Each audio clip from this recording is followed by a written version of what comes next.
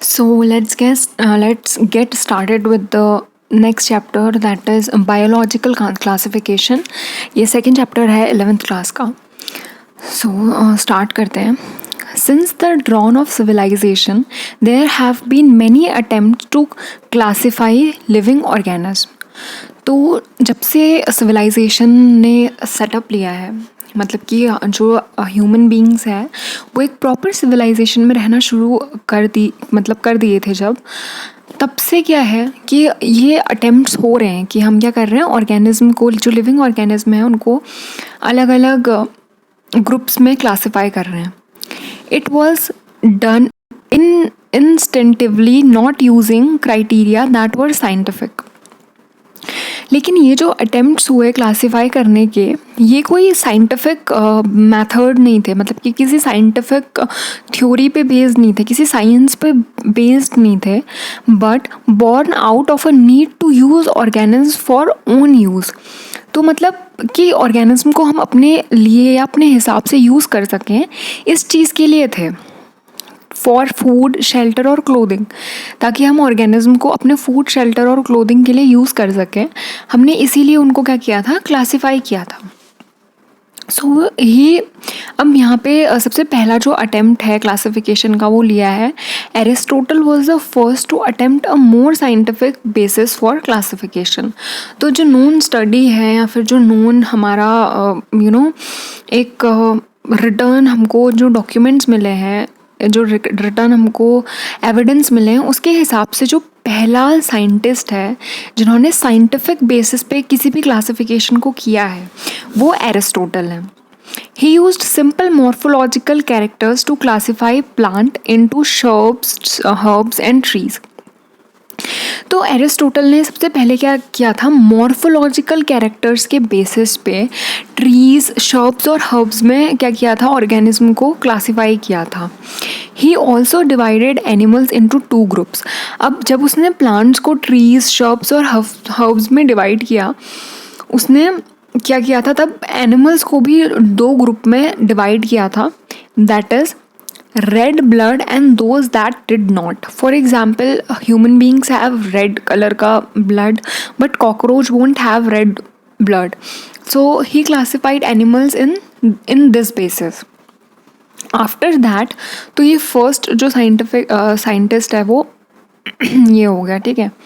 अब उसके बाद हम नेक्स्ट पैराग्राफ में जा रहे हैं. तो ये कौन है, सेकेंड साइंटिस्ट जो है वो है लिनेनियस, या इनको हम लीनियस भी बोलते हैं. कुछ लोग लिनेनियस बोलते हैं, कुछ लीनियस बोलते हैं. तो in Linnaeus time a two kingdom classification system of classification with Plantae and animal kingdom was Animalia kingdom was developed that include all plants and animals respectively. तो अब जब लिनेनियस की बात कर रहे हैं, तो लिनेनियस ने भी दो किंगडम क्लासिफिकेशन दिया, जो एक तो प्लांटी था और एक एनिमेलिया था. तो इसमें सेपरेट हमने प्लांट को और एनिमल्स को कर लिया. This system did not distinguish between the eukaryotes and prokaryotes. लेकिन ये जो लिनेनियस का सिस्टम था, ये सिस्टम किस में डिस्टिंग्विश नहीं करता था, ये प्रोकैरियोट्स और यूकैरियोट्स में डिस्टिंक्ट नहीं करता था. यानी कि बैक्टीरिया में और प्रोटिस्टा में इन सबको एक ही ग्रुप में रख दिया था, ठीक है. उसके बाद unicellular and multi cellular organism का भी कोई मतलब डिस्टिंक्ट फीचर, मतलब डिफरेंशिएशन नहीं था. जो फोटोसिंथेटिक ग्रीन एल्गी है और जो नॉन फोटोसिंथेटिक फंजाई है, वो भी एक ही ग्रुप में रख दिए, plantae. So classification of organism into plant and animal were easily done and was easy to understand. But तो ये जो किंगडम था वो बहुत इजीली सब समझ पा रहे थे, लेकिन इसमें दिक्कत क्या आ रही थी, अ large number of organism did not fall into either of the category. लेकिन बहुत सारे ऐसे ऑर्गेनिज्म थे जो ना एनिमेलिया में फॉल कर रहे थे, ना प्लांट में फॉल कर रहे थे. Hence the two kingdom classification used for a long time was inadequate. तो ये वाला जो क्लासिफिकेशन सिस्टम था, ये एक लॉन्ग रन के लिए उतना अच्छा या उतना आइडियल हम नहीं कह सकते थे. Besides gross morphology, a need was also felt. अब इसके अलावा एक ये भी मतलब मॉर्फोलॉजिकल जो कैरेक्टर्स थी उन्हें इंक्लूड करने की एक ज़रूरत सी महसूस होने लगी. For example including other character like cell structure, nature of wall, mode of nutrition, habitat, method of reproduction, evolutionary relationships etc. तो हम सिर्फ एक मॉर्फोलॉजिकल बेसिस पे कि कोई ऑर्गेनिज्म कैसा दिख रहा है हम किसी को क्लासीफाई नहीं कर सकते हैं. हमें उसको क्लासीफाई करने के लिए, हमें उसको अलग कैटेगरी में रखने के लिए और भी चीज़ें देखनी पड़ती हैं, जैसे कि उसका सेल का स्ट्रक्चर क्या है, जो उसकी सेल वॉल है उसका नेचर क्या है, उसका मोड ऑफ न्यूट्रिशन क्या है, उसका हैबिटेट क्या है, उसका मेथड ऑफ रिप्रोडक्शन क्या है, उसकी इवोल्यूशनरी रिलेशनशिप किसी ऑर्गेनिज्म के साथ कैसे है. तो ये सब देखने के लिए भी. अब ये क्या है, classification system for the living organism has been undergone several changes over the time. तो अब इन सब नीड्स को देखते हुए जो क्लासिफिकेशन सिस्टम है लिविंग ऑर्गेनिज्म का, वो टाइम के साथ साथ क्या होते रहा, चेंज होते रहा. Though plant and animal kingdom have been a constant under all different system. लेकिन बहुत सारे अदर क्लासिफिकेशंस आए, लेकिन जो एक पहला एक मेजर डिवीज़न बना दिया कि हाँ एक डिवीज़न में प्लांट है और एक में एनिमल है. तो ये एक ऐसा डिवीज़न था जो एक मतलब कांस्टेंट था, मतलब जो चेंज नहीं हुआ. ठीक है. The understanding of what groups organism be included under these kingdom have been change.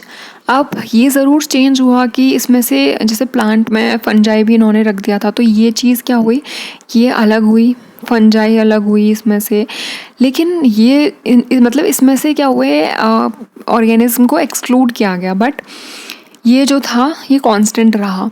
The number and nature of other kingdom has also been understood differently by different scientist over time. और जो different other kingdoms हैं उनको भी अलग अलग scientist ने अलग अलग टाइम पे अलग अलग तरीके से समझा. तो अब सबसे पहले यहाँ पे एक टेबल दी हुई है. इसमें क्या हुआ है, इसमें कैरेक्टर्स ऑफ द 5 किंगडम, ये है R.H. विटेकर का, यहाँ पे लिखा भी है शायद, ये R.H. विटेकर जो एक साइंटिस्ट हैं, उनका जो एक स्टैंडर्ड अभी क्लासिफिकेशन हमें हमारी बुक में दिया हुआ है, हम इसको मानते हैं. तो ये किंगडम क्लासिफिकेशन क्या कहता है, हमने जो कैरेक्टर्स लिए हैं वो क्या क्या लिए हैं, कैरेक्टर्स लिए हमने cell type, cell wall, nuclear membrane, body organisation and mode of nutrition. तो जो 5 किंगडम क्लासिफिकेशन है वो यही है, monera, protista, fungi, plantae and animalia. अब इन किंगडम्स को हम आगे डिटेल में पढ़ेंगे, लेकिन उस सिस्टम है, इसमें हम पहले ये ओवरव्यू एक देख लेते हैं कि क्या है. तो इसमें क्या है, जो प्रोकैरियोट्स, यूकैरियोट्स, मतलब इन जो ये हैं, ये सेल टाइप, सेल वॉल, इन सब के बेसिस पे क्लासीफाई किया हुआ है. तो सबसे पहले जो मोनेरा है वो क्या होता है, प्रोकैरियोट होता है, बाकी सारे यूकैरियोट होते हैं. सेल वॉल इसमें नॉन सेल्यूलोजिक होती है, प्रोकैरियोट मतलब पॉलीसेकेराइड प्रेजेंट होता है, अम्यूनो एसिड. बाकी फंजाई में क्या है, काइटिन प्रेजेंट है, और एनिमल्स में तो एब्सेंट है. न्यूक्लियर मेम्ब्रेन एब्सेंट है मोनेरा में और बाकी सब में प्रेजेंट है. और उसके बाद बॉडी ऑर्गेनाइजेशन प्रोटिस्टा और मोनेरा में सेल्यूलर है, बाकी सब में इस तरीके से. मोड ऑफ न्यूट्रिशन सबसे ज़्यादा वाइड वैरायटी कौन शो कर रहा है, मोनेरा शो कर रहा है, फिर प्रोटिस्टा. तो इस तरीके से ये होता है. अब जो 5 किंगडम क्लासिफिकेशन है वो R.H. विटेकर ने दिया है, और उसमें ये मतलब ये ऊपर जो पैराग्राफ है वही है. अब यहाँ से थोड़ा ये इम्पोर्टेंट है कि जो एक 3 डोमेन सिस्टम है, जिसमें कि जो इंक्लूड करता है आर्किया, यूकैरिया और बैक्टीरिया वाला. तो ये किंगडम क्लासिफिकेशन एक साइंटिस्ट ने दिया था जिनका नाम है कार्ल वोस. तो ये वाला किंगडम क्लासिफिकेशन जब आप हायर क्लासेस में जाते हैं तो वहाँ पे इसी तरीके से इनको क्लासिफाई किया हुआ है. तो बेसिकली ये कितना किंगडम क्लासिफिकेशन हो जाता है, 6 किंगडम क्लासिफिकेशन हो जाता है. अब हम आगे जब हम पढ़ रहे हैं तो अब ये जो पहले जो क्लासिफिकेशन हुआ था उसमें क्या था ना कि बैक्टीरिया, मतलब जैसे हम देख रहे हैं कि एनिमल और किंगडम को ऐसे क्लासिफाई कर दिया है. तो अब इसमें क्या हो रहा है कि ये जो अगर मैं प्लांट की बात करूं तो बिकॉज सिर्फ एक सेल वॉल प्रेजेंट है, इसीलिए उन्होंने क्या किया, बैक्टीरिया, जिम्नोस्पर्म, एंजियोस्पर्म, इन सबको क्या किया, एक ही मैं, ये देखो ये वाली लाइन है, एक ही मैं रख दिया तो इससे क्या हुआ, बैक्टीरिया तो एक जैसे उसमें न्यूक्लियर, वो तो एक प्रोकैरियोटिक सेल है, उसमें सिर्फ एक न्यूक्लियर मेम्ब्रेन तक प्रेजेंट नहीं है, उसको हमने जिम्नोस्पर्म के साथ रख दिया। और जिम्नोस्पर्म क्या है, इतना हाईली, मतलब उसमें न्यूक्लियर मेम्ब्रेन वो सब कुछ प्रेजेंट है। तो ये एक बहुत मतलब अजीब सा किंगडम क्लासिफिकेशन हो गया। यूनिसेल्युलर और मल्टीसेल्युलर ऑर्गेनिज्म एक साथ आ गए। The classification did not differentiate between the heterotrophic, मतलब हेट्रोट्रॉपिक जैसे फंजाई है और ग्रीन प्लांट ऑटोट्रॉपिक, इनके बीच में अच्छे से डिस्टिंग्विश नहीं कर पाया वो। दो they also showed a characteristic difference in their wall composition. The fungi has chitin, और जो प्लांट होते हैं उसमें जो सेल वॉल होती है वो कैसी होती है, सेल्यूलोसिक होती है। तो ये भी वो क्या किया, ये वो अच्छे से मतलब क्लासीफाई नहीं कर पाया। When such characteristics were considered, the fungi were placed in a separate kingdom, the kingdom fungi. ठीक है, all prokaryotes organisms were grouped together under Monera, and unicellular eukaryotes organisms were placed in Protista. तो जो ये हमारा RH. Whittaker का classification है उसमें इस तरीके से properly unicellular, multicellular, prokaryotes, eukaryotes को क्या किया, अलग अलग किया। The kingdom Protist has brought together Chlamydomonas clara, earlier placed in algae within plant, and both have cell wall with paramecium and amoeba. मतलब ये बता रहा है कि अर्लियर क्लासिफिकेशन में क्या क्या ड्रॉबैक्स थे, किस किस को एक साथ ले आया था ये वो। It has put together organisms within earlier classification were placed in different kingdoms. This happens because the criteria for classification change. The kind of changes were take place in future too, depending on the improvement in our own understanding. ये बोल रहा है कि हम आगे भी classification, मतलब और भी ज़्यादा क्लासिफिकेशन आगे भी होते रहेंगे। वो हम पे डिपेंड करता है कि हम कैसे उनके कैरेक्टर्स को समझ रहे हैं, या फिर उनकी जो इवोल्यूशनरी रिलेशनशिप है वो कैसे मैच कर रही है उनके, उसके आधार पे। Over time an attempt has been made to evolve a classification system which reflects not only morphological, तो ओवर टाइम मतलब टाइम के साथ साथ अब ये एक ऐसा सिस्टम जो है वो डेवलप हो गया है जो सिर्फ और सिर्फ मॉर्फोलॉजिकल या फिजियोलॉजिकल, मतलब सिर्फ एक मॉर्फोलॉजिकल और फिजियोलॉजिकल और रिप्रोडक्टिव सिमिलैरिटीज़ को नहीं देखता, जबकि क्या है, फाइलोजेनेटिक यानी कि इवोल्यूशनरी रिलेशनशिप्स को भी देखता है। अब इवोल्यूशनरी रिलेशनशिप इसीलिए ज़रूरी हो जाता है क्योंकि उससे हम डायरेक्टली पता कर सकते हैं कि ये, हाँ जो ये जो पर्टिकुलर ऑर्गेनिज्म है इसका मतलब कहाँ से मतलब ये ऑर्गेनिज्म कहाँ से इवॉल्व हुआ है, इसका पेरेंट कौन है। तो इस तरीके से क्लासिफिकेशन में क्या हो सकती है, बहुत हेल्प हो सकती है। तो अब इस चैप्टर में हम किस किस के बारे में पढ़ने वाले हैं, हम किंगडम मोनेरा, प्रोटिस्टा, फंजाई, इन सब के बारे में पढ़ने वाले हैं। और ये किसने दिया है, व्हिटेकर ने दिया है। This kingdom Plantae and Animalia commonly refer to as plant and animal kingdom respectively. तो अब इस वाले जो ये चैप्टर है इसमें हम मोनेरा बहुत अच्छे से पढ़ेंगे, प्रोटिस्टा बहुत अच्छे से पढ़ेंगे और फंजाई हम पढ़ेंगे इस चैप्टर में। लेकिन जो प्लांटी और एनिमिलिया है इनके लिए एक पूरे नए चैप्टर हैं, इसी यूनिट में है, पूरा का पूरा एक प्लांट किंगडम और एनिमल किंगडम एक चैप्टर है। तो हम इन दोनों को वहाँ पे डिटेल में वहाँ डिस्कस करेंगे। बाकी जितना यहाँ पे है उतना हम अभी इस चैप्टर में यहाँ पे पढ़ते हैं। तो हम शुरू करते हैं द किंगडम मोनेरा से। अब सबसे पहले जो किंगडम मोनेरा है ना, ये जिन साइंटिस्ट ने दिया है उनका नाम है कोपलैंड। ये प्लीज़ आप नोट करके रख लो, थोड़ा सा मुझे इम्पॉर्टेंट लगा। अब उसके बाद जब हम बात करते हैं मोनेरा की, तो bacteria are the sole member of kingdom monera. तो अब यहाँ से क्या है, इंटरेस्टिंग टॉपिक स्टार्ट हो गए हैं। इससे पहले तो मतलब क्लासिफिकेशन था, ये था, वो था, क्यों था, क्या था, मतलब कहानी थी पूरी। बट मेन जो इंटरेस्टिंग टॉपिक है वो यहाँ से शुरू होता है। तो जो बैक्टीरिया होते हैं वो क्या होता है, सोल होता है मोनेरा के, यानी कि मोनेरा में सिर्फ और सिर्फ बैक्टीरिया हैं। They are most abundant micro organism. ये सबसे ज़्यादा अबेंडेंट है इसीलिए क्योंकि इवन हमारे हैंड में कितने सारे बैक्टीरिया प्रेजेंट होंगे, हमारी वॉल में, हमारी लिफ्ट में, हमारी टेबल में, चेयर में, बहुत 100 और 1000s ऑफ बैक्टीरिया हैं। बैक्टीरिया अकर ऑलमोस्ट एवरीवेयर, हर जगह बैक्टीरिया प्रेजेंट होते हैं। इवन हमारे स्टमक में भी ई कोलाई बैक्टीरिया प्रेजेंट है। 100 of bacteria are present in a handful of soil.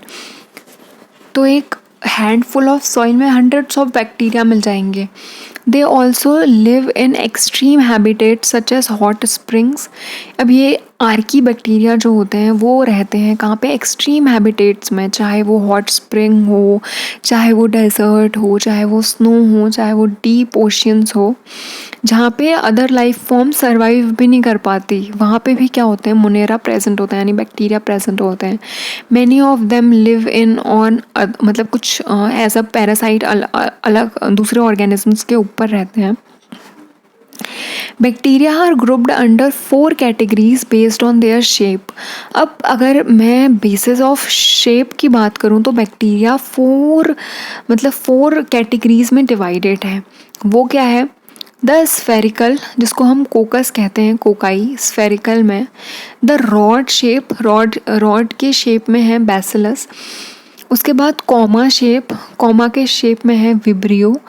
And spiral, spirillum है, क्या है जिनमें, इसमें स्पाइरल में क्या है, फ्लैजिलम भी प्रेजेंट है। तो ये क्वेश्चन हो सकता है कि flagellum is present in among which, तो बैसिलस, कोकस, इस तरीके से एग्जाम्पल आएंगे, तो उसका आंसर क्या होगा, स्पाइरल में। नेक्स्ट है दो the bacteria structure is very simple. जो बैक्टीरिया का स्ट्रक्चर होता है वो क्या होता है, बहुत सिंपल होता है। They are very complex in behaviour, लेकिन इनका जो बिहेवियर होता है वो क्या होता है, बहुत ज़्यादा कॉम्प्लेक्स होता है। Compare to many other organism, bacteria as a group show the most extensive metabolic diversity. अब ये कैसे है, हमने जब सबसे पहले हमने जो टेबल पढ़ी थी, हमने उसमें देखा था कि हेट्रोट्रॉपिक, कीमोट्रॉपिक, ऑटोट्रॉपिक, पैरासाइटिक, कितने सारी डाइवर्सिटी ऑफ अपनी वो मोड ऑफ न्यूट्रिशन शो कर रहा है। तो ऑब्वियसली इसकी जो मेटाबॉलिक डाइवर्सिटी है वो भी बहुत ज़्यादा एक्सटेंसिव होगी। Some of the bacteria are autotrophic, कुछ ऐसे होते हैं जो अपना फूड खुद बनाते हैं फोटोसिंथेसिस के थ्रू। उसके बाद they synthesise their own food from inorganic substance. कुछ कीमो सिंथेटिक होते हैं, वो क्या करते हैं, कीमोसिंथेटिक ऑटोट्रॉप्स क्या करते हैं, इनऑर्गेनिक सब्सट्रेट से अपना फूड बनाते हैं। दे मे बी फोटोसिंथेटिक, और ये हो गया। The vast majority of bacteria are heterotrophs. बहुत ज़्यादा एक वास्ट मेजॉरिटी के कैसे होते हैं, हेटेरोट्रॉप्स होते हैं, यानी कि वो क्या करते हैं, तो दूसरों से अपना फूड, मतलब दूसरों पे डिपेंडेंट होता है अपने फूड के लिए। They depend on other organism और on dead organic matter for food. अब इसमें सबसे पहला जो है वो है आर्की बैक्टीरिया, और सेकंड क्या है, यू बैक्टीरिया। तो आर्की बैक्टीरिया, सबसे पहले जब हम आर्की बैक्टीरिया की बात कर रहे हैं तो आर्की बैक्टीरिया क्या होते हैं, these bacteria are special since they live in some of the most harsh habitats such as extreme salt halophilus। अब आर्की मतलब होता है कि मतलब आर्की मतलब कि पहले सी से पता चल रहा है कि मतलब जो पहले के टाइम के हैं, ठीक है, पुराने। तो ये सबसे पहले हेलोफिलस, मतलब ये एक्सट्रीम कंडीशंस में रहते हैं। हेलोफिलस मतलब एक्सट्रीमली सॉल्टी, हॉट स्प्रिंग्स यानी कि थर्मो एसिडोफिलस, मार्शी एरिया जहाँ पे क्या होते हैं, मिथेनोजेंस होते हैं। Archaebacteria differ from other bacteria in having a different cell wall structure. जो आर्की बैक्टीरिया होते हैं वो अदर बैक्टीरिया से इसीलिए डिफरेंट होते हैं क्योंकि उनकी जो सेल वॉल का स्ट्रक्चर होता है वो क्या होता है, अलग होता है। And this feature is responsible for their survival in extreme conditions. क्योंकि इन बैक्टीरिया की जो सेल वॉल होती है उसका स्ट्रक्चर बहुत अलग होता है, इसीलिए ये क्या करता है, इनको हेल्प करता है एक्सट्रीम कंडीशंस में सर्वाइव करने की। Methanogens are present in the gut of several ruminant animals. जो मिथेनोजेंस होते हैं वो कहाँ होते हैं, सेवरल जो रूमिनेंट एनिमल्स जैसे काऊ, बफेलो हो गए, इनके गट में प्रेजेंट होते हैं, ठीक है। और ये किस चीज़ के लिए रिस्पॉन्सिबल होता है? ये methane gas, that is biogas की प्रोडक्शन के लिए रिस्पॉन्सिबल होता है। उसके बाद हम जब यू बैक्टीरिया की बात कर रहे हैं, तो यू बैक्टीरिया क्या होते हैं? There are thousand of bacteria जिनको हम यू बैक्टीरिया कहते हैं, और ये क्या होते हैं? ट्रू बैक्टीरिया होते हैं। They are characterised by the presence of a rigid cell wall and if motile a flagellum. तो यू बैक्टीरिया में क्या प्रेजेंट होता है? एक मोटाइल फ्लैजेलम प्रेजेंट होता है। The cyanobacteria also refer to as blue green algae have chlorophyll a similar to green plants and are photosynthetic autotrophs. तो eubacteria में क्या होते हैं? मोटाइल होते हैं, तो फ्लैजेलम प्रेजेंट होती है। ये क्या होते हैं? साइनोबैक्टीरिया। इसको हम मतलब ये क्लोरोफिल ए जो होता है साइनोबैक्टीरिया में प्रेजेंट होता है, जो कि सिमिलर होता है किससे? ऑटोट्रॉपिक मतलब ग्रीन प्लांट से, फोटोसिंथेटिक ग्रीन प्लांट से मैच करता है। The cyanobacteria are unicellular, colonial और फिलामेंटस। जो साइनोबैक्टीरिया होते हैं वो यूनिसेल्युलर होते हैं, मतलब कॉलोनीज शो करते हैं, या फिर फिलामेंटस होते हैं। फ्रेश वाटर, मैराइन और terrestrial algae. The colonies are generally surrounded by gelatinous sheath. अगर वो कॉलोनीज शो कर रहे हैं तो उनमें क्या प्रेजेंट होती है? जिलेटिनस शीट प्रेजेंट होती है। They often form blooms in polluted water bodies. Polluted water bodies में ब्लूम्स भी बनाते हैं। Some of these organism can fix atmospheric nitrogen in specialised cells called heterocysts. कुछ क्या करते हैं? एटमॉस्फेरिक नाइट्रोजन का फिक्सेशन कर पाते हैं, क्योंकि उनमें क्या प्रेजेंट होती है? हेट्रोसिस्ट नाम की जो सेल्स होती हैं वो प्रेजेंट होती हैं। ये हेट्रोसिस्ट किस में प्रेजेंट होती हैं? नॉस्टॉक और एनामिना में। तो ये यहाँ पे एक दिया हुआ है, एक फिलामेंटस ब्लू ग्रीन एल्गी दी हुई है, नॉस्टॉक में क्या प्रेजेंट है? हेट्रोसिस्ट प्रेजेंट है। ये क्या करते हैं? एटमॉस्फेरिक नाइट्रोजन को फिक्स करने का काम करते हैं। ठीक है। उसके बाद chemosynthetic autotrophs bacteria oxidise various inorganic substance such as nitrate, nitrites and ammonia and use the released energy for their ATP production. तो जो कीमोसिंथेटिक ऑटोट्रॉप्स होते हैं बैक्टीरिया, वो ये जो नाइट्राइट अमीनो इनको क्या करते हैं? यूटिलाइज करके यहाँ से एटीपी प्रोडक्शन करते हैं। This play a great role in recycling nutrients like nitrogen, phosphorus, iron and sulphur. तो जो कीमोसिंथेटिक ऑटोट्रॉप्स होते हैं वो क्या करते हैं? बहुत एक इम्पॉर्टेंट रोल प्ले करते हैं इन न्यूट्रिएंट्स का रिसाइकल करने में। उसके बाद जब हम हेट्रोट्रॉपिक बैक्टीरिया की बात कर रहे हैं, तो heterotrophic are most abundant in nature. जो इस तरीके के बैक्टीरिया होते हैं ये मोस्ट अबेंडेंट होते हैं। The majority are important decomposers. इनमें जो मेजॉरिटी के होते हैं वो क्या होते हैं? इम्पॉर्टेंट डिकम्पोजर्स होते हैं। Many of them have a significant impact on human affairs. बहुत एक सिग्निफिकेंट इम्पैक्ट होता है इनका ह्यूमन अफेयर्स में। They are helpful in making curd from milk, दूध से दही बनाने में, प्रोडक्शन ऑफ एंटीबायोटिक्स, इन सब में, fixation of nitrogen in legumes. ये हेट्रोट्रॉपिक बैक्टीरिया होते हैं। ये सब हेल्पोजेनिक। कुछ बैक्टीरिया क्या होते हैं? पैथोजेनिक होते हैं। वो ह्यूमंस और क्रॉप्स को और फार्मर्स को, मतलब एनिमल को और पेट्स को क्या करते हैं? अफेक्ट करते हैं। जैसे कि cholera, typhoid, tetanus, citrus canker are well known diseases caused by different bacteria. Bacteria reproduce mainly by fission, मतलब कि फिजन यानी कि मतलब एक से दो में डिवाइड हो जाएंगे। Sometimes under unfavourable conditions they produce spores. अगर कंडीशंस फेवरेबल नहीं है तो ये स्पोर्स भी बनाते हैं। They also reproduce by a sort of sexual reproduction by adopting a primitive type of DNA transfer from one bacterium to the other. ये एक सॉर्ट ऑफ सेक्शुअल रिप्रोडक्शन भी शो करते हैं, जिसमें ये क्या करते हैं कि मतलब डीएनए का ट्रांसफ़र करते हैं एक बैक्टीरिया से दूसरे की तरफ। The mycoplasma are organism that completely lack a cell wall. तो यहाँ पे एक तरीके का बैक्टीरिया है जो कि यू बैक्टीरिया के अंदर आता है जिसका नाम है माइकोप्लाज्म। माइकोप्लाज्म क्या करता है, माइकोप्लाज्मा नाम है इसका, और ये क्या है, स्मॉलेस्ट लिविंग सेल है जो नोन है, और ये क्या कर सकता है, ये विदाउट ऑक्सीजन सर्वाइव कर सकता है। तो जो माइकोप्लाज्म होता है ये क्या होता है, पैथोजेनिक होता है बहुत सारे एनिमल्स और प्लांट्स में। हमारा मोनेरा कंप्लीट हो गया। अब हम नेक्स्ट किंगडम शुरू कर रहे हैं, दैट इज प्रोटिस्टा। तो all single cell eukaryotes are protista, मतलब कि जितने भी सिंगल सेल होंगे यूकैरियोट्स होंगे उनको हमने प्रोटिस्टा के अंदर प्लेस किया है। But the boundaries of this kingdom are not well defined. इस किंगडम की बाउंड्रीज वेल डिफाइंड नहीं है। इसके पीछे का रीज़न ये भी हो सकता है क्योंकि इसमें किसी मतलब कुछ में क्या है, सेल वॉल प्रेजेंट है, कुछ में सेल वॉल एब्सेंट है। Presence of cell wall is an feature of plant and absence of cell wall is an feature of animals. तो ये दोनों कैरेक्टर शो करता है।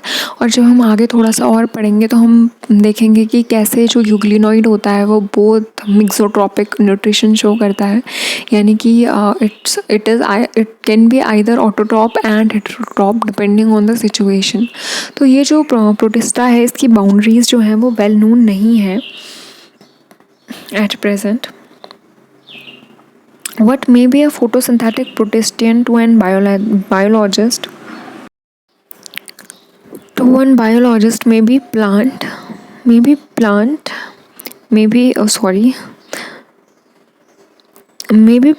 to the other.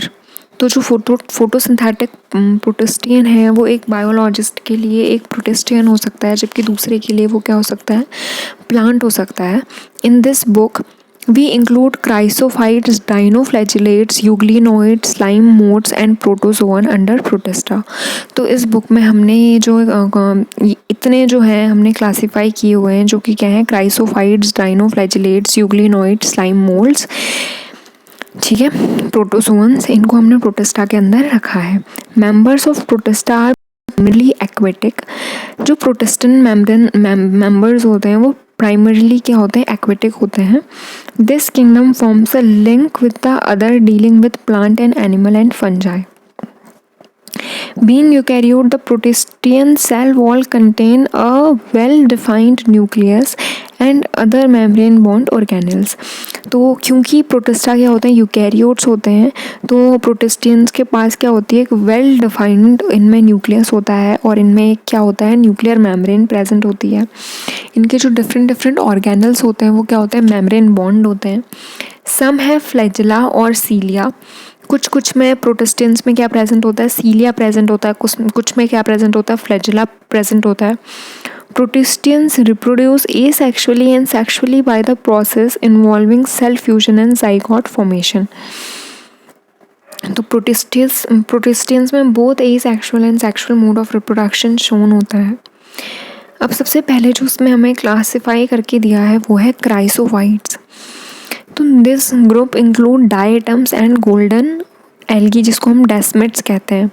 तो ये क्वेश्चन हो सकता है कि डायटम्स और जो गोल्डन एल्गी होती हैं जिनको हम डेस्मिड्स कहते हैं ये कौन से वाले के अंदर है। तो उसमें ऑप्शंस होंगे क्राइसोफाइट्स को और यूग्लिनोइड और डाइनोफ्लैजिलेट, स्लाइम मोल्ड। तो आपको ये याद रखना है कि ये किस में होते हैं, क्राइसोफाइट्स के एग्जाम्पल होते हैं। So they are found in fresh water as well as marine environment. Chrysophytes दोनों फ्रेश वाटर और मेराइन होते हैं। They are microscopic and floats passively in water currents, plankton. तो ये क्या होते हैं, माइक्रोस्कोपिक होते हैं और जैसे पैसिवली मतलब होता है जैसे वाटर करेंट इस डायरेक्शन में है, मतलब कि वाटर इस डायरेक्शन में फ़्लो हो रहा है। तो ये इनके पास ये एबिलिटी होगी कि ये जो होते हैं डायटम्स जो होते हैं वो इस डायरेक्शन में फ़्लो कर सकते हैं। तो इसको हम क्या कहते हैं, इसको हम कहते हैं कि वो पैसिवली मूव हो रहे हैं। अब नेक्स्ट हम बात करते हैं, most of them are photosynthetic. जो क्राइसोफाइट्स होते हैं, मतलब जो क्राइसोफाइट्स होते हैं वो मोस्टली क्या होते हैं, वो फोटोसिंथेटिक होते हैं। इन डायटम्स द सेल वॉल जो डायटन्स होते हैं उनमें क्या होती है, सेल वॉल प्रेजेंट होती है, जो क्या करती है, जो एक ओवरलैपिंग शेल बनाती है which fits together as a soap box. तो ये एक ओवरलैपिंग सेल होती हैं, वो बनाती हैं, कौन बनाती हैं, diatoms. The wall are embedded with silica and thus the cell wall are indestructible. जो इसकी किसकी जो डायटन्स की जो सेल वॉल होती है वो इनडिस्ट्रक्टेबल होती है, क्योंकि किससे बनी हुई होती है, सिलिका से बनी हुई होती है। Thus diatoms have left behind large amount of cell wall deposits in their habitat. तो जहाँ पे भी डायटन्स रहते हैं वहाँ पे क्या होता है ना, उनकी एक बहुत ज़्यादा मतलब सेल वॉल्स की डिपॉजिशन से वो लार्ज अमाउंट ऑफ मतलब एक्यूमुलेशन वहाँ पे हो जाता है आराम से, क्योंकि जो सिलिका होता है वो इंडिस्ट्रक्टेबल होता है। ऑब्वियसली इतना हार्ड है तो मतलब उसको डिग्रेड करना, और उसको जो डायटन्स होते हैं ये मतलब बहुत ज़्यादा लार्ज डिपॉजिट अपने पीछे छोड़ के गए हैं। तो जहाँ कहीं पे भी वो रहते हैं, this accumulation over billion of years is refer to as diatomaceous earth. क्योंकि अब वो वहाँ पे उस एरिया में बिलियन ऑफ ईयर्स से रह रहे हैं, तो वहाँ पे क्या हुआ है, बहुत ज़्यादा एक्यूमुलेशन हो गया है उनकी सेल वॉल का, और इस एक्यूमुलेशन से जो वो बनाते हैं सरफेस, उसको हम डायटोमेशियस अर्थ कहते हैं। Being gritty this soil is used in polishing. क्योंकि ये थोड़ी चमकीली मिट्टी हो गई है तो ये किसी चीज़ के लिए यूज़ होती है, ये यूज़ होती है पॉलिशिंग के लिए, filtration of oils and syrups. मतलब कि जो ऑयल्स और सिरप्स है उनके फिल्ट्रेशन के लिए यूज़ होती है। Diatoms are the chief producer in the oceans. तो जो डायटन्स होते हैं वो क्या होते हैं, चीफ प्रोड्यूसर होते हैं, यानी कि बहुत ज़्यादा अमाउंट में बहुत ईजीली ये क्या होते हैं, हमें मिल जाते हैं ओशियंस में। Then we are moving towards dinoflagellates. These organisms are mostly marine. तो जब हम डाइनोफ्लैजिलेट्स की बात कर रहे हैं तो ये ऑर्गेनिज्म मोस्टली मेराइन है, फोटोसिंथेटिक है। जो डाइनोफ्लैजिलेट्स होते हैं ये क्या होते हैं ना, ये अलग अलग कलर्स के होते हैं, जैसे कि येलो, जैसे कि ये I am sorry for this, जैसे कि ये yellow, green, brown, blue, red, इन तरीके के अलग अलग कलर्स के हो सकते हैं। ये डिपेंड करता है कि उनमें मेन पिगमेंट क्या प्रेजेंट है। The cell wall has stiff cellulosic plate on the outer surface. जो डाइनोफ्लैजिलेट्स होते हैं उनमें जो सेल वॉल होती है उसमें एक आउटर सरफेस होती है सेल्यूलोजिक प्लेट की। Most of them have two flagella. जैसे कि इसका नाम है डाइनोफ्लैजिलेट, यानी कि क्या होंगे, इसमें दो फ्लैजिला प्रेजेंट होंगे। इससे पहले जो हमने पढ़ा था वो क्या था, क्राइसोफाइट्स, क्राइसोफाइट्स। और उसके बाद जो हमने अभी पढ़ा था वो क्या था, क्राइसोफाइट्स पढ़ा था, ठीक है। डायटम्स और डेस्मिड्स उसमें दो हैं। डायटम्स क्या फॉर्म करते हैं और डेस्मिड्स क्या फॉर्म करते हैं, वो एक रिवीजन कर लो। डायटम्स क्या होते हैं, सोप बॉक्स की तरह होते हैं, और फिर उसके बाद क्या होते हैं, ग्रिटी होते हैं, ये होते हैं, वो होते हैं, ठीक है। इंडिस्ट्रक्टेबल वॉल्स होती हैं इनकी, तो इस तरीके से। तो अब इसमें जो डाइनोफ्लैजिलेट्स हैं इसमें दो फ्लैजिला प्रेजेंट हैं। एक क्या है, लॉन्गिट्यूडनल है, और जो दूसरा है वो क्या है, ट्रांसवर्स है। Other transfers into a furrow between the cell wall plate. Very often red dinoflagellate example Gonyaulax undergo rapid multiple division. अब इसमें सबसे पहला एक एग्जाम्पल दिया हुआ, मतलब डाइनो मतलब कि दो फ्लैजिला है, एक लॉन्गिट्यूडनल है और एक कैसा है, ट्रांसवर्स है। और इसका एक एग्जाम्पल याद रखना, गोनियोलैक्स, जो कि रेड कलर का होता है, और जब ये रैपिड डिवीजन शो करता है तो जो सी कैसा होता है, वो अपेयर होता है रेड टाइट्स की तरह से।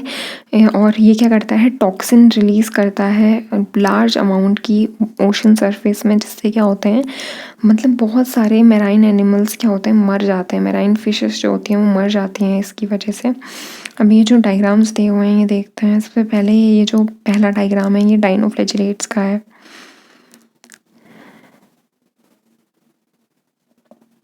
तो इसमें दो फ्लैजिला प्रेजेंट है, एक तो ये है लॉन्गिट्यूडनल, ठीक है, और दूसरा ट्रांसवर्स होगा।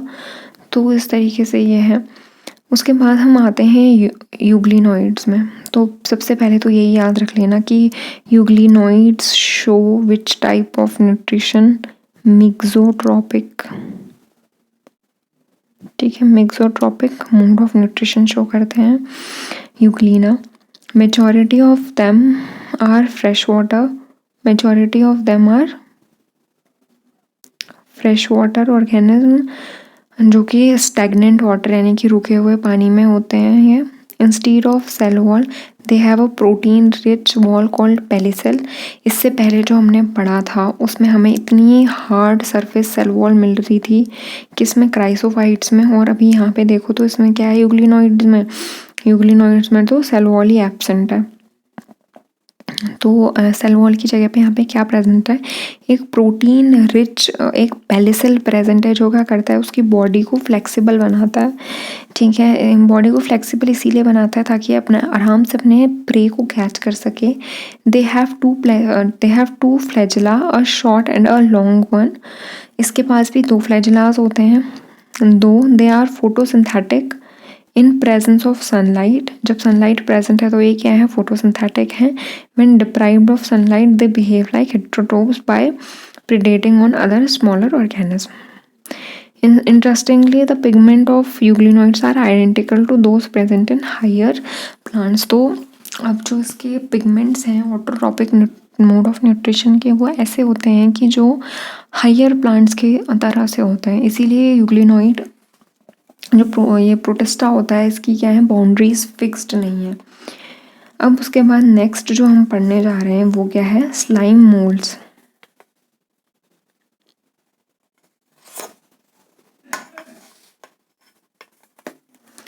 स्लाइम मोल्ड्स पढ़ते हैं। स्लाइम मोल्ड्स,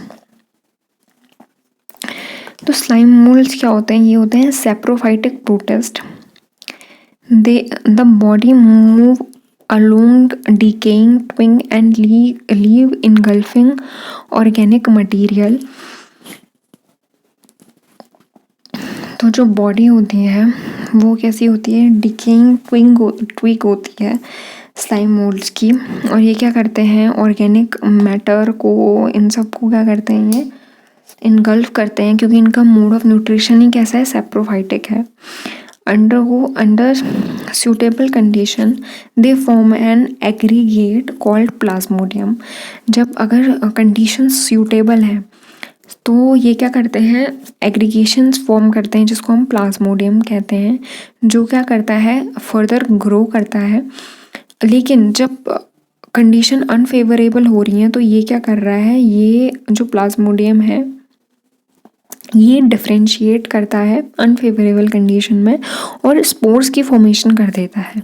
अब ये जो स्पोर्स होते हैं इनमें क्या होती हैं, ट्रू सेल वॉल प्रेजेंट होती हैं, ट्रू वॉल्स प्रेजेंट होती हैं, और ये क्या करती हैं कि ये रेजिस्ट करती हैं उस एनवायरनमेंट को फॉर सेवरल ईयर्स।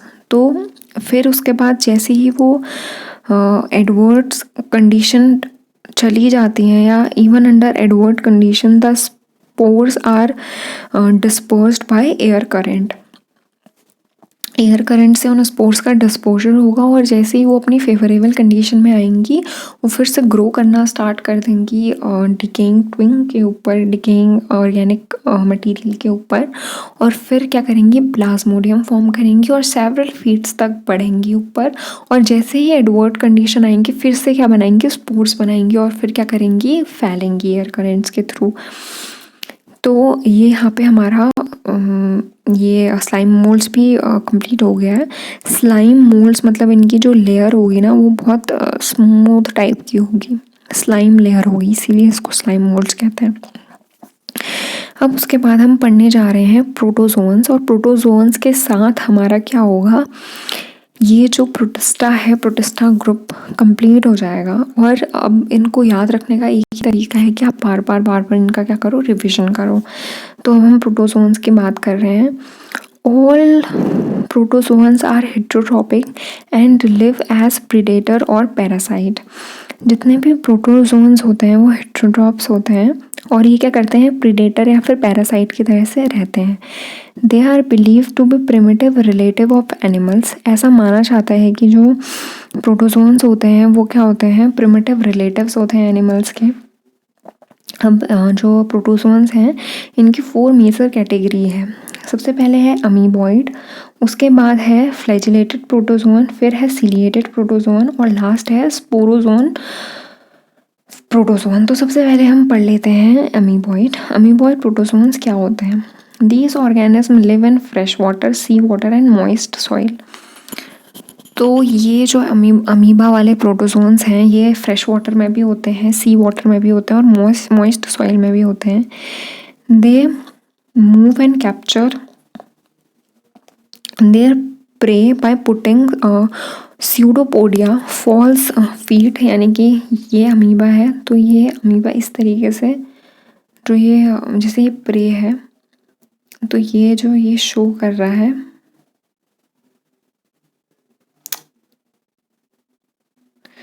ये थोड़ा सा इसमें दिक्कत आ रही है, यहाँ पे ड्रॉ कर देती हूँ मैं। ये अमीबा है,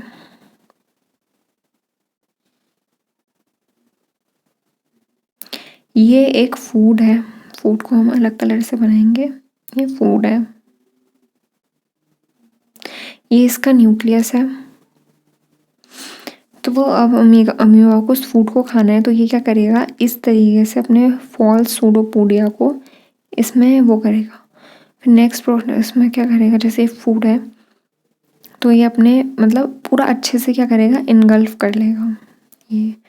तो ये क्या होते हैं, इसके जो फॉल्स फीट होते हैं इनको हम क्या कहते हैं, सूडोपोडिया।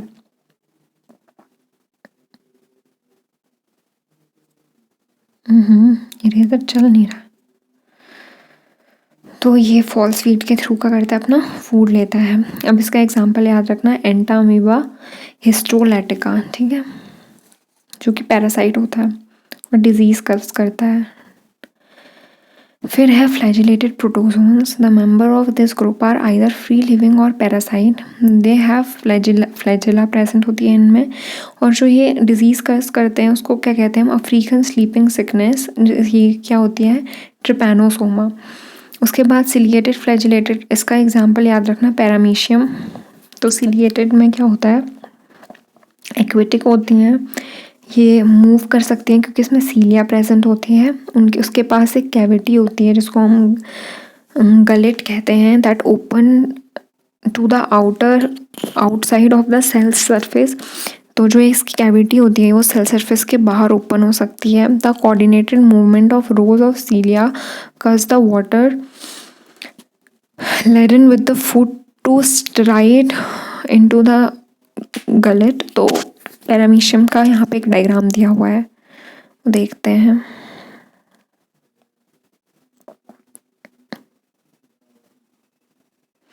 ये पैरामीशियम का डायग्राम है। तो इसमें यहाँ पे शायद दिख नहीं रहा अच्छे से, बट ये सीलिया प्रेजेंट होते हैं इसमें छोटे छोटे से जो हेल्प। उसके बाद जो लास्ट है वो है स्पोरोजोन्स। स्पोरोजोन्स क्या होते हैं, this include diverse organism that have an infectious spores like stage in their life cycle. The most notorious is Plasmodium, जिसको हम मलेरियल पैरासाइट कहते हैं, जो क्या करता है, मलेरिया कस करता है।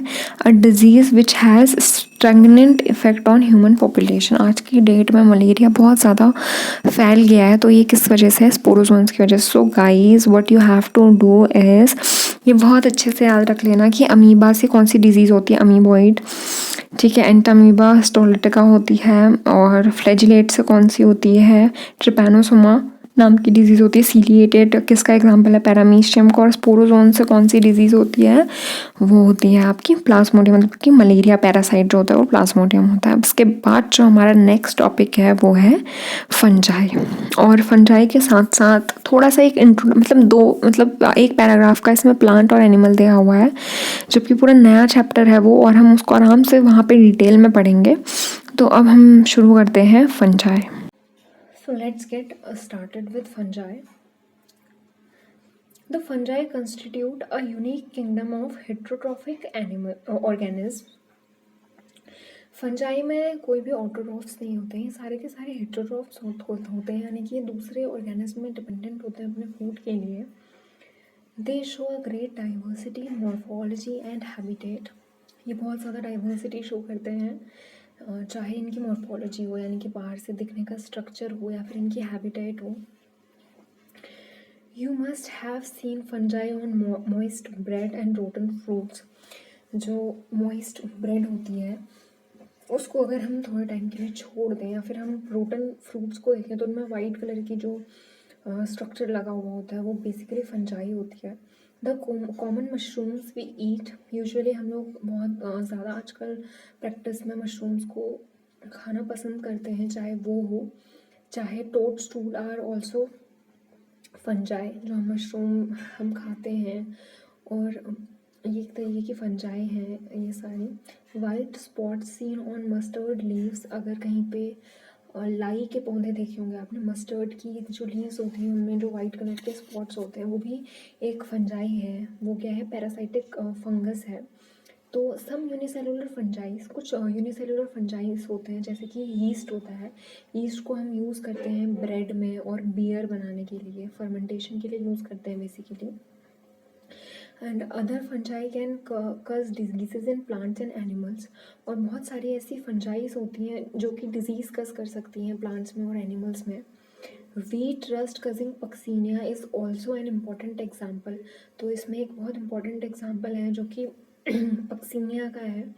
वो क्या करता है, वीट में रस्ट कज करता है, यानी कि एक जंग की तरीके से दिखाई देता है वो प्लांट का, और उसको क्या करता है, इन्वेट करता है। और इसी फंजाई में ये नहीं कि सिर्फ एक डिजीजेस वगैरह के लिए फंजाई यूज़ हो रहा है, fungi also used as a source of antibiotics. Example penicillium, जो पेनिसिलियम फंजाई है वो एक एंटीबायोटिक है, ठीक है। Fungus are cosmopolitan and occur in air water soils and animal and plants. तो फंजाई बेसिकली क्या होती है, कॉस्मोपॉलिटेंट होती है, यानी कि हर जगह प्रेजेंट होती है, चाहे वो एयर हो, चाहे वो वाटर हो, चाहे वो सॉइल हो, चाहे वो एनिमल्स हो, चाहे वो प्लांट्स हो, हर जगह प्रेजेंट होती है।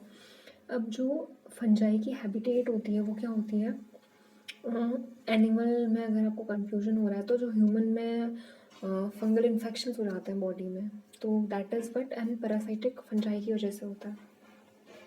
सो अब क्या है, they prefer to grow in warm and humid places. जो फंजाई होते हैं वो वार्म प्लेसेस में और ह्यूमिड एनवायरनमेंट में ग्रो करना प्रेफर करते हैं। You have even wondered why we keep food in refrigerator. Yes, it to prevent food from going bad due to bacteria और फंगल इन्फेक्शन। तो अब जैसे हमने यहाँ पे ये बात की कि हम जो फंजाई होती हैं वो क्या प्रेफर करती हैं, वार्म एंड ह्यूमिड प्लेस। तो जो रेफ्रिजरेटर होता है वो क्या होता है, कूल होता है, वो ठंडा होता है, इसीलिए वो बैक्टीरियल और फंगल इन्फेक्शन से हमारे फूड को क्या करता है, बचा के रखता है। With the exception of yeast which are unicellular, fungi and fungi's are filamentous. जो एक एग्जाम्पल, एक एक्सेप्शन है यीस्ट का, yeast is the only fungi which is unicellular. I can't say only, but is one of the fungi which is unicellular. और इसके अलावा जो बाकी फंजाइज होती हैं वो क्या होती हैं, वो फिलामेंटस होती हैं। Their body consist of long cylinder and thread like structure called hyphae. तो ये जो फंजाइज होती हैं, फंजाइज की जो बॉडी होती है वो लंबी और सिलेंड्रिकल थ्रेड लाइक होती है, जिसको हम हाइफी कहते हैं। The network of hyphae is called mycelium. और बहुत जैसे ये हाइफी है तो बहुत सारी नेटवर्क हाइफी का क्या होता है, बहुत सारा नेटवर्क जो होता है हाइफी का, उसको हम क्या कहते हैं, उसको हम माइसीलियम कहते हैं। Okay, some hyphae are continuous tube filled with multi nucleated cytoplasm. जो हाइफी होते हैं वो क्या होते हैं, कंटिन्यूस ट्यूब्स होते हैं, मतलब ट्यूब्स होते हैं, कंटिन्यूस मतलब कि एक कंटिन्यू फॉर्म में ऐसे ट्यूब्स लाइक स्ट्रक्चर होते हैं। और ये क्या करते हैं, ये कंटेन करते हैं मल्टी न्यूक्लिएटेड साइटोप्लाज्म, यानी कि जो इनका साइटोप्लाज्म होता है उसमें बहुत सारे न्यूक्लियस प्रेजेंट होते हैं। These are called coenocytic hyphae. इसको हम सीनोसाइटिक हाइफी कहते हैं, यानी कि मल्टीपल न्यूक्लियाई को हम क्या कहते हैं, सीनोसाइटिक। उसके बाद अदर हैव सेप्टा और cross wall in their hyphae. और बाकी सब में क्या होता है, सेप्टे प्रेजेंट होते हैं। The cell wall of fungi are composed of chitin and polysaccharide. जो सेल वॉल होती है फंजाई की वो काइटिन की बनी हुई होती है। और इससे पहले जो हमने मोनेरा पढ़ा था उसमें सेल वॉल होती है तो वो किस चीज़ की होती है, वो पेप्टिडोग्लाइकन की होती है। तो उसमें पॉलीसेकेराइड और ऐसा कुछ लिखा हुआ है, ठीक है। और उसके बाद हमने पढ़ा था प्रोटिस्टा। प्रोटिस्टा में कुछ में प्रेजेंट होती है, कुछ में एब्सेंट होती है। While talking about fungi, fungi में जो होती है वो काइटिन की और पॉलीसेकेराइड की बनी हुई होती है। और इसके बाद जो आएगा यानी कि इसके बाद आएगा प्लांट। प्लांट में सेलुलोज की बनी हुई होती है। तो फंजाई बेसिकली क्या होते हैं, fungi basically heterotrophic mode of nutrition show करते हैं। ये क्या करते हैं, एब्जॉर्ब करते हैं सॉल्युबल ऑर्गेनिक मटेरियल को डेड सबस्ट्रेट से। Hence they are saprophytic. तो जो सेप्रोफाइटिक होते हैं वो क्या करते हैं, एब्जॉर्ब करते हैं ऑर्गेनिक मटेरियल को दूसरे की डेड बॉडी से या डेड सबस्ट्रेट से। While those that depend on living plant and animals, जो लिविंग प्लांट और एनिमल्स पर डिपेंड करते हैं वो पैरासाइटिक होते हैं। उसके बाद जो सिम्बायोटिक एसोसिएशन शो करते हैं उनको हम क्या कहते हैं, मतलब कुछ करते हैं। तो जैसे जो एल्गी के साथ सिम्बायोटिक एसोसिएशन शो करते हैं उनको हम लाइकेन्स कहते हैं। और जो हायर प्लांट की रूट्स के साथ शो करते हैं उनको हम माइकोराइजा कहते हैं। अब हम बात करते हैं रिप्रोडक्शन में फंजाई की। Reproduction in fungi can also takes place by vegetative means, fragmentation, fusion, budding. तो इतने तरीके की रिप्रोडक्शन ये शो करता है। ये वेजिटेटिव जो मीन्स है वो क्या है, फ्रेगमेंटेशन हो रहा है, फ्यूजन हो रहा है, बर्डिंग हो रही है। इनसे ये क्या कर रहा है, वेजिटेटिवली रिप्रोड्यूस कर रहा है। जब हम एसेक्सुअल मोड ऑफ रिप्रोडक्शन की बात कर रहे हैं तो ये स्पोर्स बनाता है, जिनको हम क्या कहते हैं, कोनिडिया कहते हैं इन स्पोर्स को। एंड स्पोरोजिनोफिल्स और जूस्पोर्स, ये इनके नाम है, स्पोरेंजियोस्पोर्स, जूस्पोर्स। और जो सेक्सुअल रिप्रोडक्शन होता है ये कौन से स्पोर्स से करता है, तो ये oospores, एस्कोस्पोर्स और बेसिडियोस्पोर्स से शो करता है। उसके बाद the various spores are produced in distinct structure called fruiting bodies. तो बहुत सारे जो स्पोर्स होते हैं वो डिस्टिंक्ट स्ट्रक्चर शो करते हैं जिनको फ्रूटिंग बॉडीज कहते हैं। The sexual cycle involve the following 3 steps. तो जो फंजाई होती है उसके जो सेक्सुअल साइकिल होती है उसमें 3 स्टेप्स होते हैं। सबसे पहला है fusion of protoplasm between 2 motile and non motile gametes called plasmogamy. तो जो 2 प्रोटोप्लाज्म हैं, जैसे ये फंजाई है और ये फंजाई है, तो इनका क्या होगा ना, इनका प्लाज्मा इस तरीके से इनके जो प्लाज्मा है ये दोनों क्या होंगी, एक साथ आएंगी और इसको हम कहते हैं प्लाज्मोगैमी। उसके बाद क्या है, प्लाज्मा एक साथ फ्यूज होने के बाद जो ये यहाँ पे शो करती हूँ मैं, ये फंजाई है एक, ए और ये बी, ये पहला स्टेप है। सेकंड स्टेप में ये क्या करेंगे, ये इनका न्यूक्लियस है, ठीक है। तो सेकंड स्टेप में क्या करेंगे, फ्यूजन करेंगे एक दूसरे के प्लाज्मा का। ये न्यूक्लियस है, इसको हम कहते हैं प्लाज्मोगैमी, प्लाज्मोगैमी। उसके बाद थर्ड स्टेप में क्या करेंगे, ये जो न्यूक्लियस होगा ये भी फ्यूज हो जाएगा। तो ये क्या होगा, ये होगा कैरियोगैमी। तो ये हो जाएगा कैरियोगैमी। उसके बाद मियोसिस इन फिर है meiosis in zygote resulting in haploid spores. तो जो जाइगोट होता है, ये जो जाइगोट फॉर्म होगा इसमें मियोसिस होगी। मियोसिस में क्या होता है, रिडक्शन डिवीजन होता है, यानी कि हैप्लॉइड, जो हम आगे वाले चैप्टर सेल डिवीजन में पढ़ेंगे कि हैप्लॉइड डिप्लॉइड ये सब डिवीजन कैसे क्या है, तो वहाँ पे हमें पता चलेगा मियोसिस माइटोसिस। तो मियोसिस में की होने के बाद ये होता है, ठीक है। I hope it's clear. तो उसके बाद क्या होगा, when a fungus reproduce sexually 2 haploid hyphae are compatible mating type come together and fuse. तो जब फंजाई को सेक्सुअली रिप्रोडक्शन करना होता है तो जो उसके 2 कंपैटिबल हाइफाई होते हैं वो साथ में आते हैं और फ्यूज करते हैं। In some fungi the fusion of 2 haploid cell immediately result in diploid cell. कुछ फंजाई में ये जो फ्यूजन है 2 हैप्लॉइड सेल्स का वो डायरेक्टली रिजल्ट करता है डिप्लॉइड सेल्स में। हाउएवर इन अदर हालांकि जो दूसरी एल्गीज फंजाइज होती हैं जैसे कि एस्कोमाइसिटीज एंड बेसिडोमाइसिटीज, इनमें क्या होता है, एक इंटरवीनिंग डाइकैरियोटिक स्टेज होती है N+1 की, जिसमें 2 न्यूक्लियाई पर सेल होते हैं, और इस कंडीशन को हम क्या कहते हैं, डाइकैरियोन कहते हैं। And this phase is called dikaryophase of fungus. तो ये याद रखना कि क्वेश्चन आ सकता है कि जो डाइकैरियो फेज है वो किस किस एल्गी में शोन होता है। तो उसके एग्जाम्पल्स पूछ सकते हैं। जैसे हमें कोई बेसिडियोमाइसिटीज़ का एग्जाम्पल दे दिया और बोला कि इसमें और बाकी सारे किसी और फंजाई के एग्जाम्पल दिया और पूछा कि इनमें से किसमें डाइकैरियोफेज होता है या डाइकैरियोन शो होता है, तो इस तरीके से पूछ सकता है। Lateral the parent nuclei fuse and the cell become diploid. उसके बाद जो सेल है उसका न्यूक्लियस का फ्यूजन होता है और वो डिप्लॉयड बनाता है। The fungi form fruiting bodies in which reduction division occur leading to the formation of a haploid spores।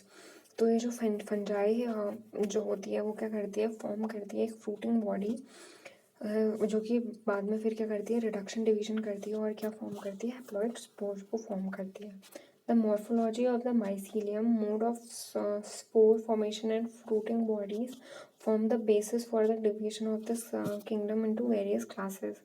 तो जो माइसीलियम होता है वो और जो इनका मोड ऑफ स्पोर फॉर्मेशन है, इन सब के बेसिस पे हमने फंजाई को क्लासिफाई किया हुआ है into different parts.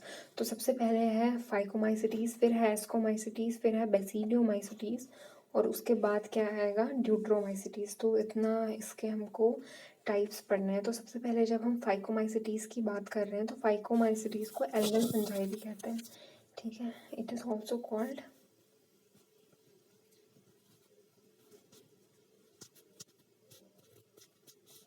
Algal fungi. Member of phycomycetes are found in aquatic habitats. तो फाइकोमाइसिटीज़ का दूसरा नाम है एल्गल फंजाई, और ये जो एल्गल फंजाई हमको बेसिकली एक्वेटिक हैबिटेट में मिलती है।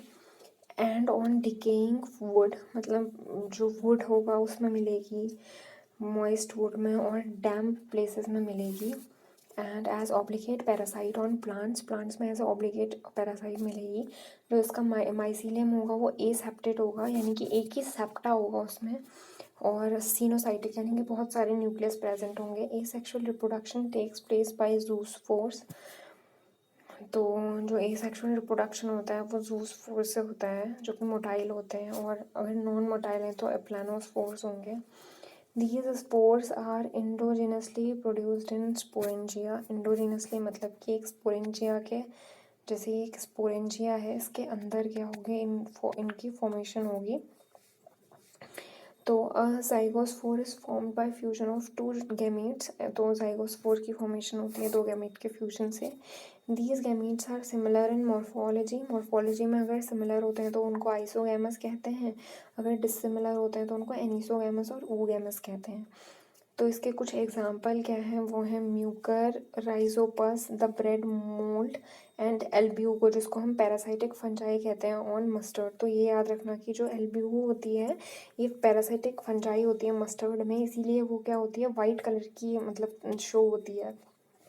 और राइजोपस हमको कहाँ मिलती है, ब्रेड मोल्ड में मिलती है, ठीक है।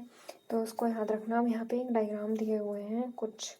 तो पहला डायग्राम किसका है, पहला डायग्राम है म्यूकर का। तो जो म्यूकर होता है एस्कोमाइसिटीज़ का ही पार्ट है, ये ऐसा दिखता है वाइट कलर का। ये इसके हाइफी हैं, दिस पार्ट इज हाइफी। ये इस तरीके के स्ट्रक्चर है, इनको हाइफी कहते हैं, ओके। और बहुत सारे हाइफी मिलके क्या बनाते हैं, माइसीलियम। उसके बाद जो सेकंड फिगर है वो किसका दिया हुआ है, एस्परगिलस। तो एस्परगिलस अब नीचे एस्कोमाइसिटीज़ का पार्ट है, हम पहले उसको पढ़ेंगे, उसके बाद हम देखेंगे। तो हम एस्कोमाइसिटीज़ की बात करते हैं। तो जब हमने फ्यूकोमाइसिटीज़ की बात की तो हमने बोला था फ्यूकोमाइसिटीज़ को एल्गल फंजाई कहते हैं, वैसे ही एस्कोमाइसिटीज़ को हम सैक फंजाई कहते हैं, इसका कॉमन नेम सैक फंजाई है। The ascomycetes are mostly multi cellular, that is penicillium multicellular होते हैं और बहुत रेयरली यूनिसेल्यूलर होते हैं। ठीक है, यूनिसेल्यूलर में कौन है? यीस्ट, जिसको हम सैक्रोमाइसिस सेरिवेसिस भी कहते हैं यीस्ट को। They are saprophytic, decomposers, parasitic और कॉर्पोफिलस, ग्रोन ऑन डंक। तो ये क्वेश्चन हो सकता है कि coprophilous fungi belong to which group. तो 4 ऑप्शन दे देंगे, तो आपको याद रखना है कि एस्कोमाइसिटीज में कॉर्पो फंजाई होता है, पेनिसिलियम, यीस्ट, ये सब के सब कहाँ पे हैं? ये सब के सब सैक फंजाई में यानी कि एस्कोमाइसिटीज में है। अब ये क्या है? Mycelium is branched and septate. इससे पहले जो फाइकोमाइसिटीज था उसमें ए सेप्टेड था और अनब्रांच्ड था, लेकिन इसमें क्या है? ब्रांच्ड है और सेप्टेड है, सेप्टा प्रेजेंट है। The asexual spores are conidia produced exogenously on the special mycelium called conidiophores. अब इससे पहले वाले में क्या था कि जो स्पोरेंजिया था उसी के अंदर एक्सोस्पोर इंडोजीनसली बन रहे थे, लेकिन इसमें जो है कोनिडिया के अंदर स्पोर्स बन रहे हैं और अलग से बिल्कुल एक्सोजीनसली बन रहे हैं। तो इस और उन किसके अंदर बन रहे हैं? कोनिडोफोर्स के अंदर बन रहे हैं। Conidia on germination produced mycelium. जो कोनिडिया होता है जब वो जर्मिनेट करता है तो वो माइसीलियम बनाता है। जो सेक्सुअल स्पोर्स होते हैं वो एस्कोस्पोर्स होते हैं, which are produced endogenously in the sac like asci, जिसको हम सिंगुलर एस्किस कहते हैं। तो दो हैं, ए सेक्सुअल स्पोर्स बाहर बन रहे हैं और सेक्सुअल स्पोर्स अंदर बन रहे हैं। और जो सेक्सुअल स्पोर्स का टाइप है वो कैसा है? एस्कोस्पोरस है। These asci are arranged in different type of fruiting bodies called ascocarps। तो ये जो एस्काई होते हैं ये different type of fruiting bodies होती हैं, इसको हम क्या कहते हैं? एस्कोकार्प्स कहते हैं। अब इसके एग्जांपल क्या है? Aspergillus, claviceps and neurospora. और न्यूरोस्पोरा हमें इसलिए याद रखना है क्योंकि neurospora is used extensively in biochemical and genetic work. तो न्यूरोस्पोरा बहुत ज़्यादा यूज़ होता है कहाँ? जेनेटिक वर्क में। And many member like morels and truffles are edible fungi which are delicious. तो ये है यहाँ पे आपका एस्कोमाइसिटीज कंप्लीट। और जो डायग्राम है वो देख लेते हैं एस्परगिलस का। इस तरीके से ये डायग्राम है एस्परगिलस का। ओके, उसके बाद ये जो नेक्स्ट डायग्राम है ये है एगैरिकस का, जो हम आगे पढ़ेंगे। अब हम पहुँच गए हैं बेसिडियोमाइसिटीज में। अब बेसिडियोमाइसिटीज को कॉमनली हम बेसिडियोमाइसिटीज कहते हैं, इसको हम मशरूम्स कहते हैं या फिर हम ब्रैकेट फंजाई कहते हैं और पफ बॉल्स कहते हैं।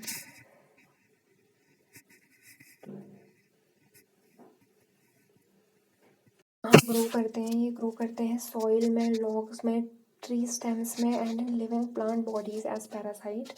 ये रस्ट और स्मट्स बनाते हैं। जो इनका माइसीलियम होता है वो ब्रांच्ड होता है और सेप्टेड होता है।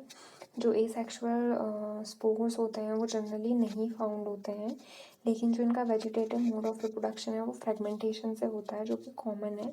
The sex organs are absent, इसमें कोई भी सेक्स ऑर्गन्स प्रेजेंट नहीं है।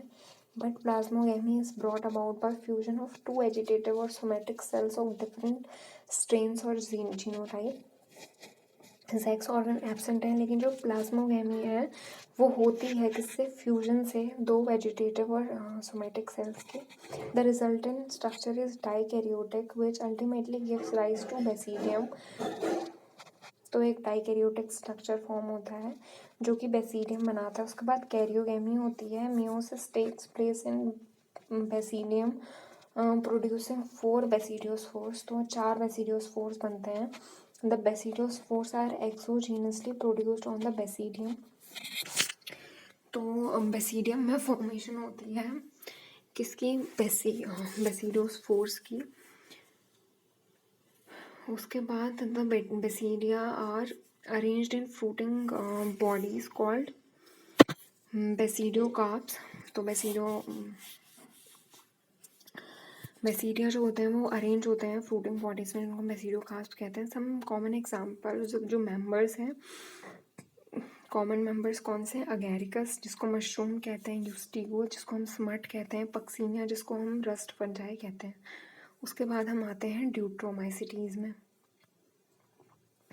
सो ड्यूट्रोमाइसिटीज़ को हम क्या कहते हैं? Commonly known as imperfect fungi. Deuteromycetes को कॉमनली इनपरफेक्ट फंजाई कहते हैं बिकॉज उनका सिर्फ सेक्सुअल और वेजिटेटिव टाइप का मोड ऑफ रिप्रोडक्शन हमें पता है। व्हेन द सेक्सुअल फॉर्म्स जब इसकी डिस्कवर होंगी तो मे बी हम इसको कहीं और क्लास में मूव कर दें, बट तब तक ये ड्यूट्रोमाइसिटीज़ की हैं। It is also possible that the asexual or vegetative spores have been named one name. The sexual stage namely plays another class. Later when the linkages were established, तो यही बात बोली कि अगर पता चल गया तो हम इसको कहीं और मूव कर देंगे, लेकिन तब तक ये किस में है, ड्यूट्रोमाइसिटीज़ में है। Once perfect तो यही सब लिखा हुआ है इसमें। The deuteromycetes reproduce only by asexual spore known as conidia. तो इसमें सिर्फ एसेक्सुअल मोड ऑफ रिप्रोडक्शन होता है जो कि कोनिडिया से होता है। जो माइसीलियम होती हैं वो सेप्टेड होती हैं और ब्रांच्ड होती हैं। इसमें कुछ मेंबर्स हैं जो कि सेप्रोफाइटिक होते हैं या फिर पैरासाइटिक होते हैं।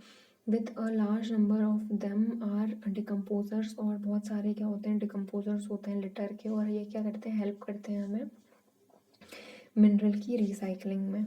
अब इसके कुछ एग्जांपल्स हैं, अल्टरनेरिया, कॉलिडोट्राइकम एंड ट्राइकोडर्मा। तो यहाँ पे ड्यूट्रोमाइसिटीज़ खत्म हो गया।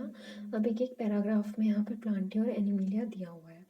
उसके बाद मुझे लगता है कि हम क्योंकि डिटेल में पढ़ने वाले हैं तो इसमें कुछ है नहीं ज़्यादा, ये बस इंट्रो दिया हुआ है। तो इसमें मैं आपको इम्पोर्टेंट बता देती हूँ, वो ये है कि प्लांटी क्या होते हैं, यूकैरियोट्स होते हैं, क्लोरोफिल होते हैं इनमें।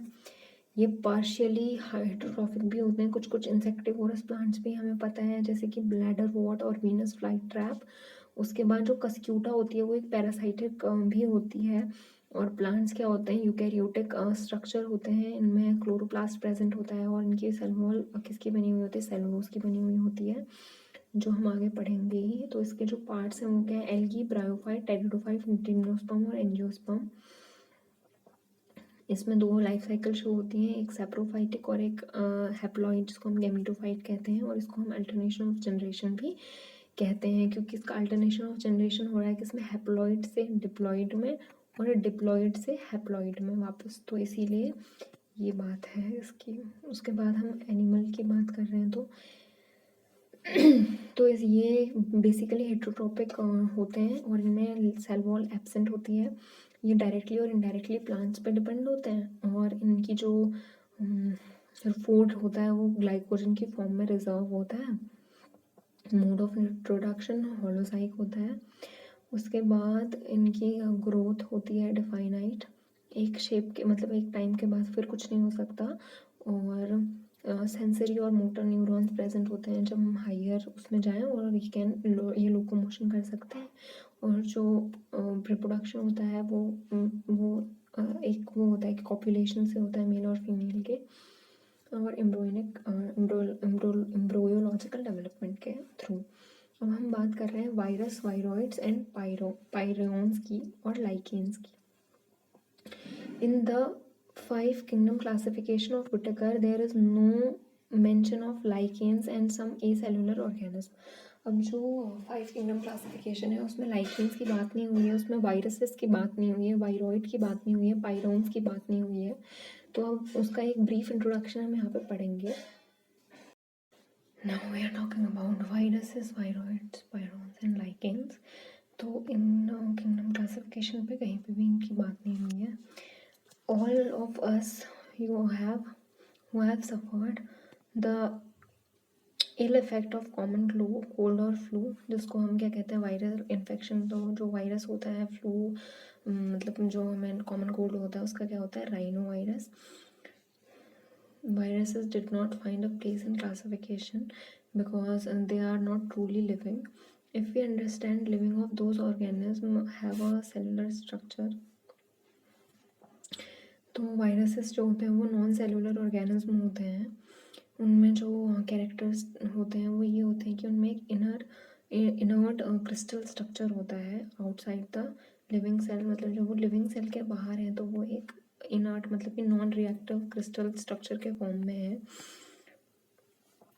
Once they infect a infect a cell, they take over the machinery of the host cell to replicate themselves, killing the host. और अगर एक बार उन्होंने क्या किया कि जो लिविंग सेल है उसके अंदर वो चले गए, तो वो फिर क्या करते हैं, वो उसके जो मैकेनिज्म होते हैं उसको क्या करते हैं, अपना मतलब हाईजैक कर लेते हैं उसको एक तरीके से, और फिर क्या करते हैं कि अपनी जो बॉडी होती है उसको उस होस्ट के अंदर रेप्लिकेट करते हैं और होस्ट को क्या करते हैं, इवेंचुअली मार देते हैं।